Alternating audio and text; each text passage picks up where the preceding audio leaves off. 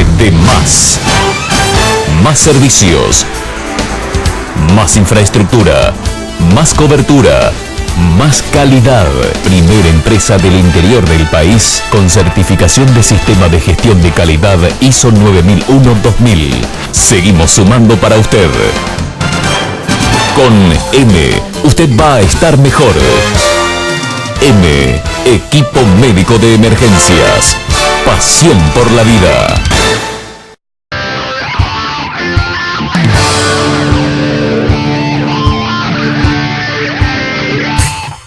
Muy buenos días a todos.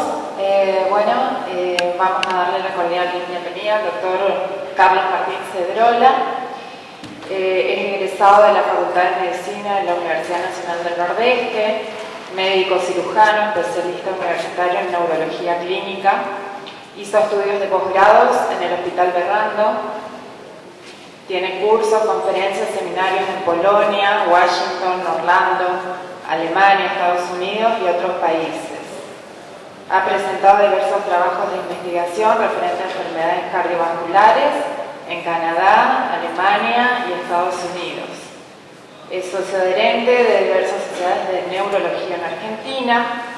También ha presentado diversas publicaciones referentes al tema en diversos países y actualmente se desempeña como jefe del Servicio de Neurología y Neurofisiología en el Hospital de Salud Mental San Francisco de Asís. Así que le damos la bienvenida, señor presidente.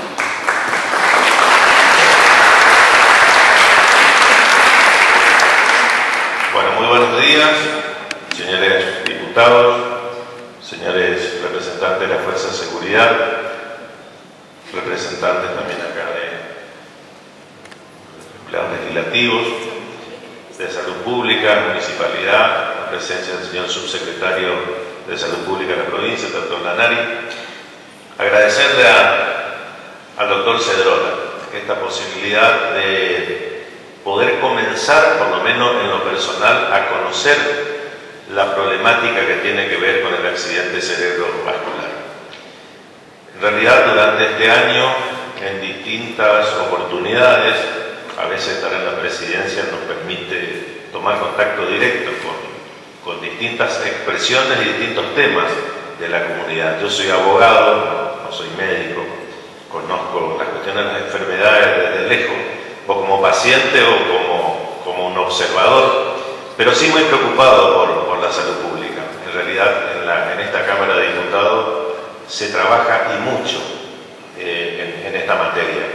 La presencia de médicos, en el caso de Eduardo Fasano, como integrante de la Cámara de Diputados, por supuesto que le da una particularidad, porque lo conoce la materia, digamos, desde los dos lados, como ciudadano y como médico. Y en conversaciones que hemos tenido durante este año, y la última con el doctor Cedrola, que tuvo la deferencia de visitarnos, entendimos que era necesario poner de alguna manera en la exposición pública, y fundamentalmente por eso también agradezco la presencia de periodistas, para comenzar a tomar conciencia de esta enfermedad. La enfermedad, doctor, ¿no? Es una enfermedad que realmente sacude cuando uno la sufre, no solamente en el paciente, que le produce en muchísimos de los casos, cuando no la muerte, una disminución muy importante de su capacidad laboral, que cuando ocurre estos tipos de accidentes cerebrovascular, genera toda una modificación de quien la padece y de su grupo familiar, donde esto modifica hábitos, comportamientos y hasta, ¿por qué no?, en muchísimos casos, modificaciones en la estructura de la vivienda, al no poder el paciente recuperar la totalidad de su movilidad. Y para quienes no conocemos esta cuestión, entendemos que cuando nos toca el ACV. Y hablando con los especialistas, uno termina informándose de que esto es algo que se puede prevenir de alguna manera y que para eso es fundamental que la ciudadanía conozca cuáles son los síntomas, de qué manera se pueden hacer los primeros cuidados, y ya ha ocurrido fundamentalmente el accidente cerebrovascular isquémico, viste como voy aprendiendo, doctor, se puede resolver mucho más que en el caso que fuese el hemorrágico. Así que bueno, ustedes vinieron a escuchar al doctor Cedrola, así que muy agradecido, doctor, de verdad para nosotros es una actividad importante el día de la fecha, y ojalá que la podamos aprovechar entre todos y que cada uno de los que estemos acá tratemos de instalar en nuestros hogares o en el ámbito donde nos movemos esta cuestión que quizás todavía no tenga el conocimiento que se necesita, no tiene la divulgación y fundamentalmente la prevención, que es lo que hoy trataremos de aprender. Así que muchísimas gracias.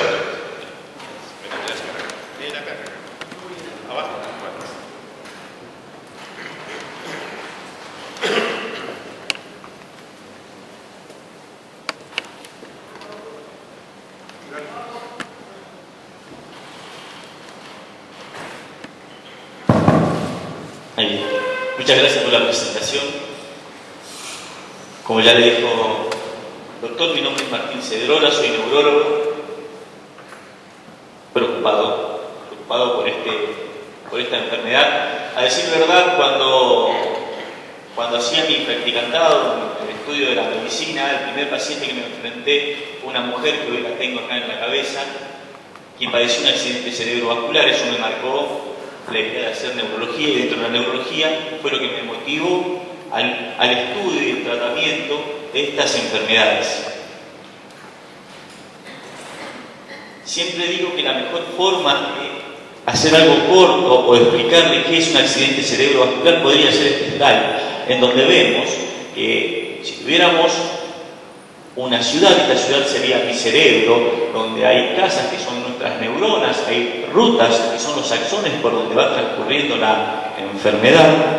Un accidente cerebrovascular sería un momento, sería un instante en mi vida en donde todo cambia, y al cambiar se produce una catástrofe que produce destrucción en esas vías, destrucción en esas neuronas, y que produce un caos que probablemente con seguridad no lo podamos preparar. Este slide lo llamo pretest. Entonces, la primera pregunta que le hago a la comunidad, la idea es hacer una charla un poco interactiva, es ¿quién sabe acá de las mujeres o de los hombres cómo se puede prevenir un cáncer de mama? ¿Alguien sabe cómo se previene el cáncer de mama? ¿Alguna mujer de más de 50 años se ha hecho una mamografía? Por acá, a la diputada. Estamos hoy, cuando ingresaba el recinto, a la legislatura, veía un cartel muy lindo sobre el cáncer de mama. El cáncer de mama casi todos lo conocen. Fíjense en este artículo publicado en el diario El País, España, en el año 2004, me dice que las mujeres en España se morían en el año 2004 de cáncer de mama 5.800 muertes anuales. Ahora, 20.000 se morían de accidentes cerebrovasculares. Casi todo el mundo sabe cómo prevenir un cáncer de mama. Ahora le pregunto, acá está el doctor Tazzano, ¿alguien sabe cuáles son los síntomas de un infarto cardíaco? Las mujeres, ¿no? Generalmente, muchas veces, le duele el pecho y van al cardiológico, eso es lo que uno tiende a saber. Fíjense esto, las mujeres se mueren más de accidente cerebrovascular que de infarto cardíaco. Y los hombres no está tan lejos, entre 1.800 muertes en hombres y 14.000 en mujeres. Son dos enfermedades que se están jugando cerca del 50-60% de las muertes anuales. Esto es en España. Son dos entidades muy prevenibles. Entonces, ¿qué es el ataque cerebrovascular? Lo podemos llamar de diferentes formas. Derrames cerebrales, lo que la gente nos dice, hemiplegia, la cultura europea, sobre todo en España, lo llaman ictus, la cultura anglosajona lo llama stroke. Stroke es lo que más me gusta, es la palabra que más me gusta, porque stroke significa golpe, y es lo que me dice. El accidente cerebrovascular es un instante, es un momento, no es algo que se viene dando a semana, es un evento, y por ello es catastrófico. Accidente cerebrovascular, como lo conocemos en Argentina, o ACV. Cualquiera de ellas la van a escuchar y cualquiera de ellas es sinónimo. Estos son números crudos, esto es en Argentina. Es la segunda causa de muerte en Argentina. Cuando yo empezaba esta charla en el año 2007, era la tercera causa de muerte. Hoy es la segunda. Y nos estamos acercando mucho al infarto cardíaco. Primera causa de discapacidad permanente y es la primera causa de muerte neurológica. Hay 126.000 accidentes cerebrovasculares en la Argentina por año. O sea que va a haber, durante lo que dure esta charla, van a haber 10 accidentes cerebrovasculares, porque hay 4 por minuto. No estoy hablando de algo que pasa de vez en cuando, estoy hablando de algo que pasa todos los días. Lo peor de todo es que de estos 126.000, 30.000, o sea, un tercio va a fallecer en el primer mes.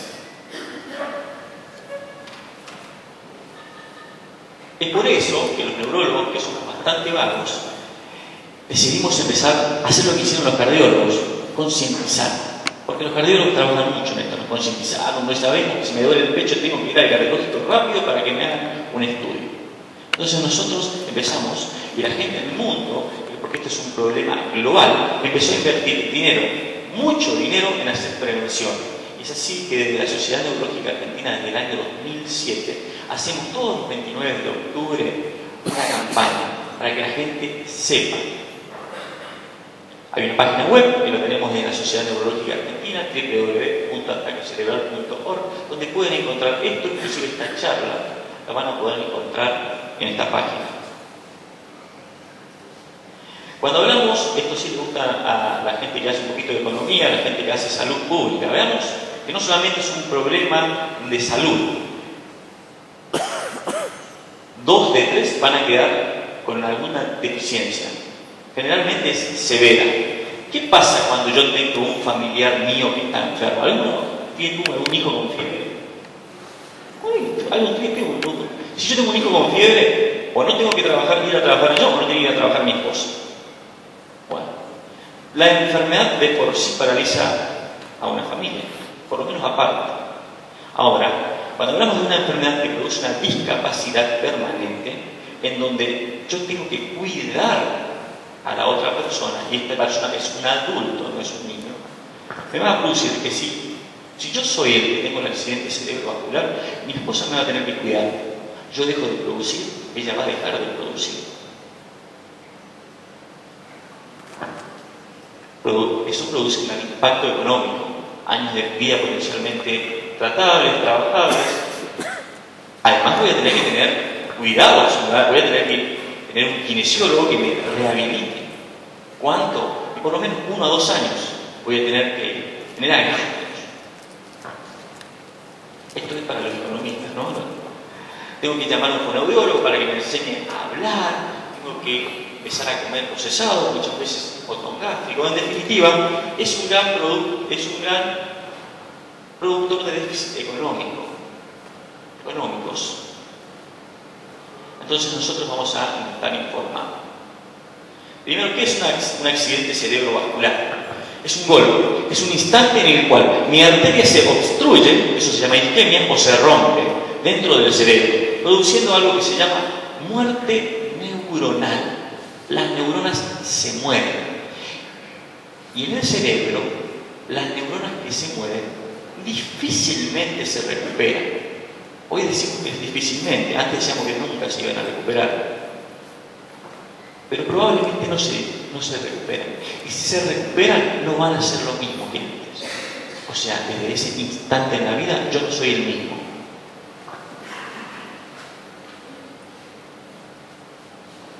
Básicamente ahí tenemos 2 ejemplos. Esto sería una obstrucción del flujo sanguíneo, produciendo un área de isquemia, y esto sería cuando se rompe y produce la hemorragia o el derrame, como a la gente le gusta decir. ¿Cuáles son las causas más comunes en la Argentina? La más común es que estas arterias que tenemos nosotros, que son las arterias carótidas, que son las responsables de llevar el flujo sanguíneo hacia el cerebro, se vayan tapando por unas grasitas, esas grasitas que los cardiólogos nos dicen que no comamos, y tapan la arteria, o bien esas grasitas se desprenden y tapan una arteria del cerebro.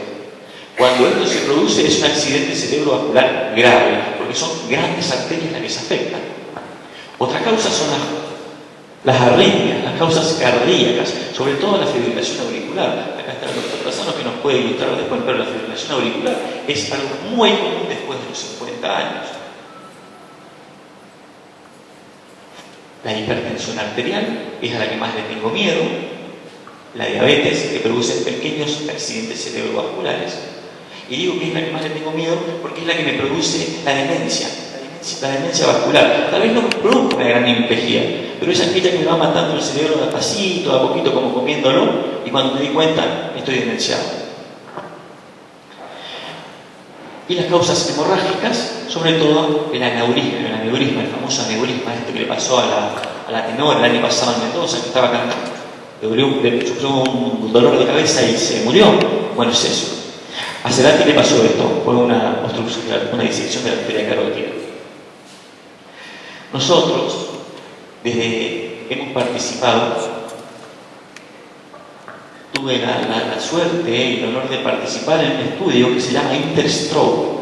Es un estudio global, mundial, en donde obtuvimos cerca de 50.000 pacientes con accidentes cerebrovasculares. A ellos le tomamos diversas muestras de sangre, analizamos cuánto tiempo trabajaba, cómo trabajaba, si le costaba trabajar, si se le gustaba trabajar, si estaba sentado cuando trabajaba, si caminaba. Hemos tomado todo lo posible. Este estudio terminó este año, empezamos en el año 2010 a reclutarlo, terminamos este año, y va a traer un cambio en el paradigma de muchas cosas que hoy, por estar vinculado a algo que llamamos secreto médico, no lo puedo divulgar, pero va a salir muy prontamente divulgado y van a cambiar algunos de estos factores que hoy lo voy a decir, pero la gran mayoría están. Participamos con el centro número 611 del Hospital Perrano, ¿no? Y como investigador principal, es un trabajo hecho con la Universidad McMaster en Canadá. Entonces dijimos que vamos a estudiar los factores de riesgo. Es un factor de riesgo, es algo que yo tengo que me facilita el hecho de padecer una enfermedad. Hay algunos factores de riesgo, igual que en la cardiología, que son modificables, o sea que yo los voy a poder modificar, y hay otros que no puedo modificar. Yo no puedo modificar ser varón, no puedo modificar mi edad, por más que me ponga botox. La edad no se modifica. Hoy tenemos dos tipos de edades. Una que llamamos edad biológica, que es aquella que se empieza a contar desde que yo nací, y otra que es la edad cronológica, y otra que es la edad biológica. Por eso, después de los 50 años, vamos a ver que hay personas que tienen 70 años y están muy activas, y otras que tienen 70 años y no están tan activas. Eso depende mucho de mi vida, de cómo la traté, cómo traté a mi cuerpo. Los factores de riesgos genéticos también son factores no modificables. Si mi papá, por ejemplo, mi papá tuvo un infarto de joven, mi abuelo tuvo un accidente cerebrovascular de joven, probablemente yo sufro un accidente cerebrovascular. Eso no lo puedo modificar. Entonces tengo que trabajar mucho sobre lo que sí lo puedo modificar. Estos son los factores de riesgo modificables. Vemos la presión arterial, cigarrillo, obesidad, diabetes, hipertensión, uso de drogas. Ahora vamos a ver cada uno en detalle.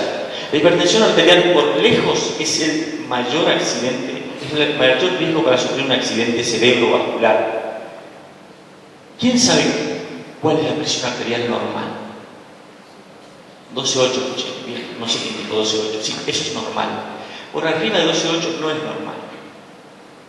Por arriba de 12,8 está demostrado que cada 10 milímetros que aumente mi presión arterial, yo voy a generar un 25% de riesgo de hacer un accidente cerebrovascular. ¿Qué quiere decir? Que si yo tengo 130, tengo 25% más que aquel que tiene 120.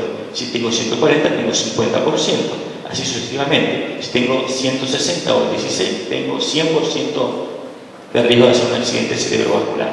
O sea que fíjense lo importante. Pero lo que más me llama y me preocupa, y seguramente a nuestros colegas cardiólogos también, es esto.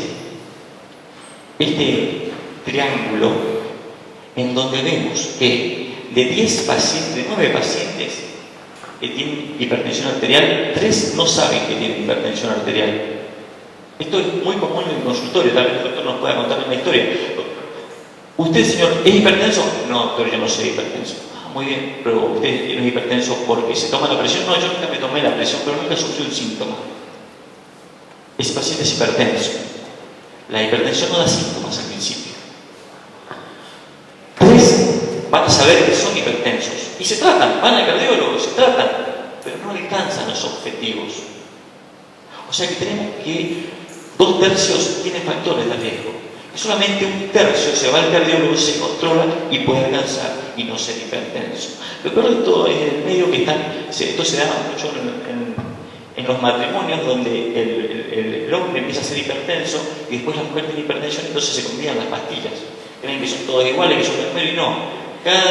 Hay tantos de hipertensión como seres humanos, cada uno debe ser tratado y dado según lo que el cardiólogo considere. El cardiólogo va a hacer un estudio, a ver cómo está el corazón, cómo están las carótidas, y de acuerdo a la edad y a ello va a considerar cuál es la mejor droga. No se combinen las drogas porque no son iguales.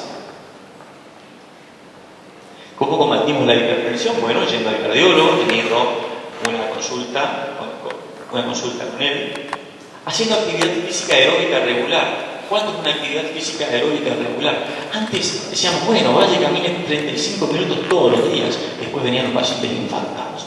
No, controlemos, hagamos la consulta con el cardiólogo, él nos va a hacer una ergometría y lo que el cuerpo permita que sea una actividad física, va a ser una actividad física que debe ser regular. Alcohol limitado. ¿Cuánto es un alcohol limitado? Una vez un paciente me dijo, yo doctor no soy alcohólico porque tomo menos que mi médico. No. ¿Qué pasa? Son 2 vasos de vinos, uno a la mañana y otro a la noche, para los hombres, y un vaso de vino en la mujer. Totalmente machista y no sé cuál es el fundamento. Les aviso, no me pregunten porque no sé la respuesta. Pero lo tengo que repetir. 2 vasos entonces, un vaso a la mañana para el hombre, un vaso a la mujer, puede ser vino, una medida de whisky o una botellita de cerveza. Está demostrado que el vino, sobre todo si es tinto y tiene muchos taninos, es mejor porque libera y produce la inhibición de algo que llamamos estrés oxidativo. Y hoy en día está muy en boga el té verde, que además me ayuda para no tener Alzheimer. Descenso de peso, bueno, vamos a ver qué es tener peso descendido, y tomar obviamente la medicación que nos da el cardiólogo. Sobre todo, compromiso con uno, querer ser. El cigarrillo, bueno, hoy en día está muy bueno esto que ya casi nadie fuma. Pero para aquellos que fuman, sépanse que tienen 4 veces más posibilidades de hacer accidente cerebrovascular que alguien que no fuma. Y que ese riesgo desaparece después de los 5 años. Eso la doctora está sacando fotos para alguien, según un familiar. Diabetes, ojo, esto sí es complicado, porque la hipertensión y la diabetes generalmente muchas veces pueden ir juntas.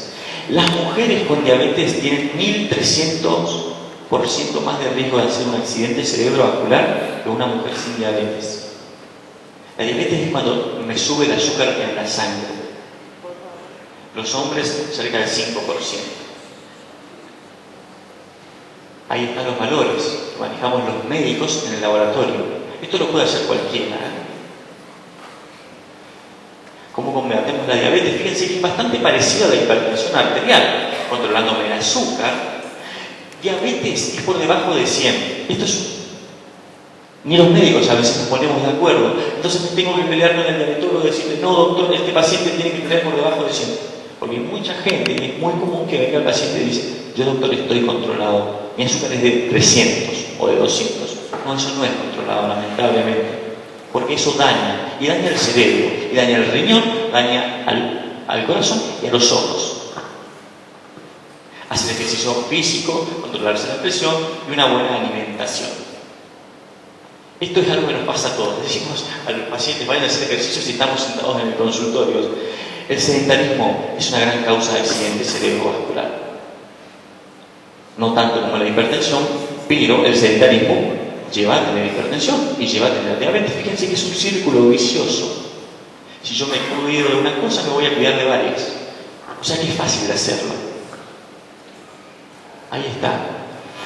Ojo, como dije hoy, nunca hacerlo sin el cardiólogo. El colesterol alto.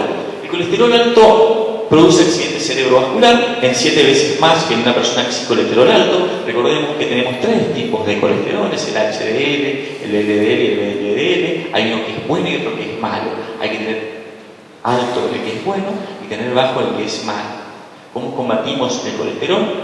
Generalmente haciendo actividad física o tomando algunas drogas.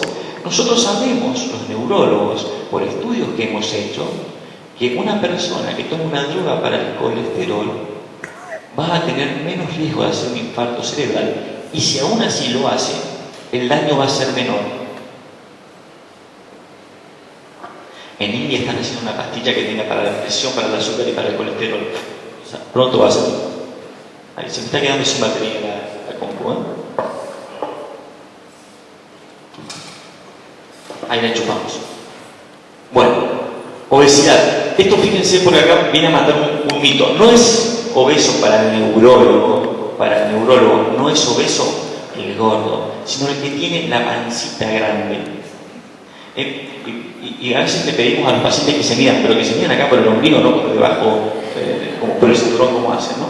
Porque está demostrado que esa grasa abdominal, que debe ser de 90 de circunferencia para el hombre y 80 en las mujeres, tiene fenómenos que son proinflamatorios. Entonces, me van a producir más accidentes cerebrovasculares. Fíjense esto: dentadura en mal estado, presidente de Estados Unidos murió en un accidente cerebrovascular. Ahí están los dientes un poquito agrandados, ¿no? Alcohol, como dijimos, ya dijimos cuáles son las medidas. La fibrilación auricular, ese trombo que está migrando se está impactando en mi cerebro y me va a producir una obstrucción y una muerte cerebral. Es la segunda causa de accidente cerebrovascular. Produce mucho accidente cerebrovascular, generalmente es de una arteria no tan grande, pero produce mucho sangrado, muchas veces con convulsiones, o sea que también es bastante grave. El problema acá es la siguiente, que los pacientes deben estar anticoagulados y tener una anticoagulación. Acá tenemos un hematólogo, nos puede decir que es bastante rebelde, no difícil, rebelde porque el paciente no quiere ir a hacerse las muestras, a tomarse las muestras, pero nos cuesta mucho tener un paciente anticoagulado y así no lo hace y tienen estos accidentes cerebrovasculares. Esto está creciendo día a día. Cuando yo empecé, teníamos un paciente joven con accidente cerebrovascular a causa de las drogas. Hoy tenemos anualmente cerca de 15 o 18 personas jóvenes que consumen algún tipo de estupefaciente, sobre todo cocaína, que produce una vasoconstricción en las arterias de mi cerebro y produce un accidente cerebrovascular. Esto es muy común ¿no? Son aquellos factores. A ver, mujeres jóvenes con dolor de cabeza y que toman anticonceptivos probablemente desarrollen accidentes cerebrovasculares. Otra vez, mujeres jóvenes con migraña y anticonceptivos pueden producir un accidente cerebrovascular. Excelente. Consulten al ginecólogo si tienen migraña a ver qué anticonceptivos deberían tomar. Si yo tengo en una resonancia ya un accidente cerebrovascular, ya tengo más riesgo porque ya lo sufrí. Entonces, factor de riesgo es igual a enfermedad vascular que me va a llevar a una manifestación clínica. ¿Quién sabe una manifestación clínica de un accidente cerebrovascular? ¿Está bien? Bueno, lo más común es la parálisis de una parte de mi cuerpo o de mi cara. Mareos, dolores de cabeza, problemas para hablar o para entender,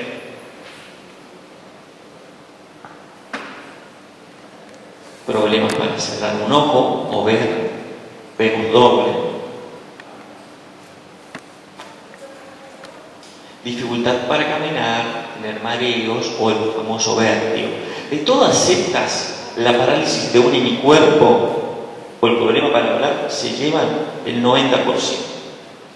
Entonces, es fácil reconocer un accidente cerebrovascular.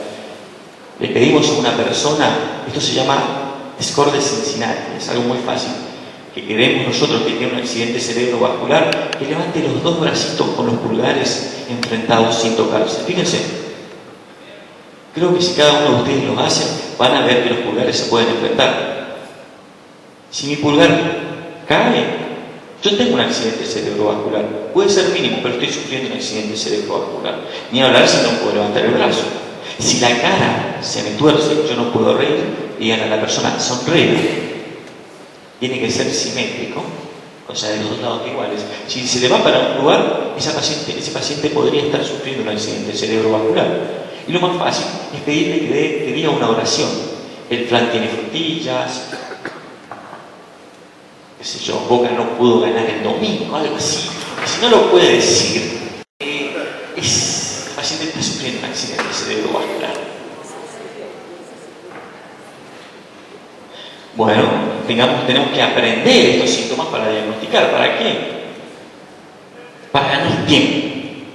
¿Alguien tiene idea cuántas neuronas se nos mueren por minutos en un accidente cerebrovascular? ¿Alguien me puede decir, me quiere decir un número?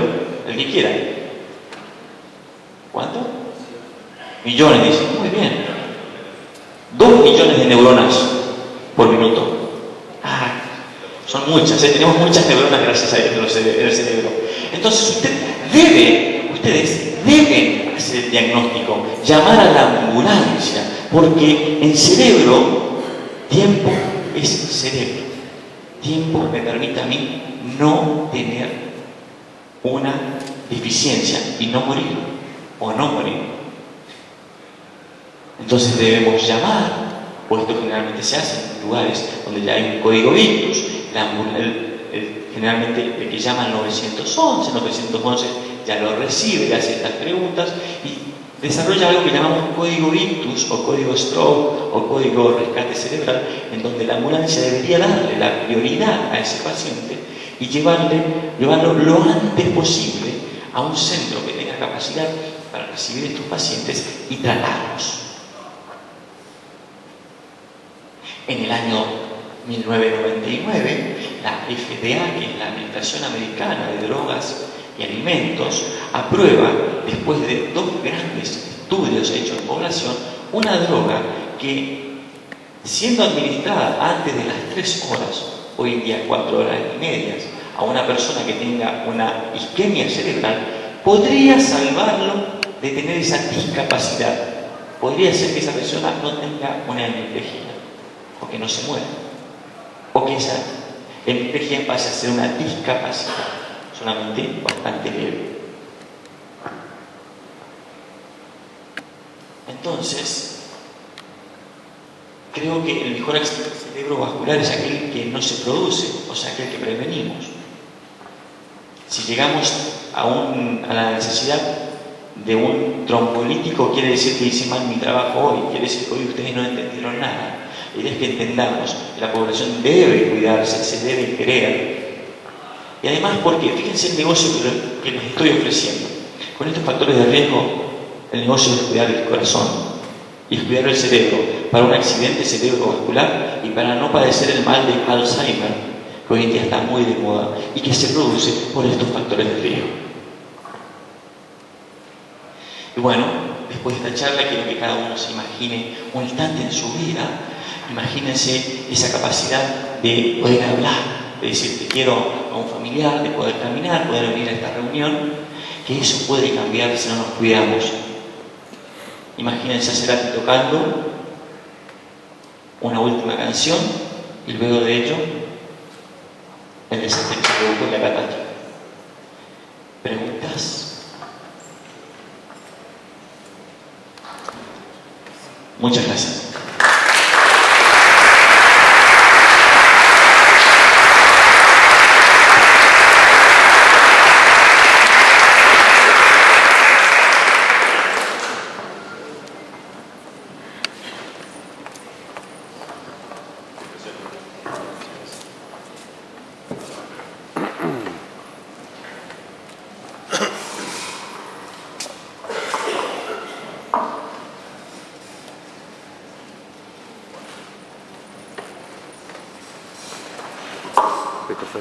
Muy bien, en nombre de la Cámara de Diputados queremos entregarte, Martín,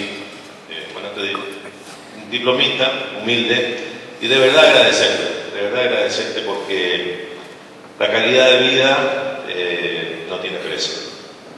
la salud pública juega en esto un rol fundamental y para esto la concientización es la herramienta. Cuando el problema se visualiza, cuando el problema uno lo asume, yo te aseguro que todos los que estamos acá nos enteramos de muchísimas cosas que nosotros absolutamente no sabíamos. Y seguramente vamos a ir interesando a distintos actores de la comunidad, en este caso correntina, para ver si podemos ejercitar la prevención, que realmente es lo que nos puede resolver muchos de estos problemas. Así que, de verdad, muchísimas gracias por tu tiempo, muchísimas gracias por tu conocimiento y por la simplicidad para que nosotros podamos entender de qué se trata este gran problema que es la segunda causa del mundo. Muchísimas gracias.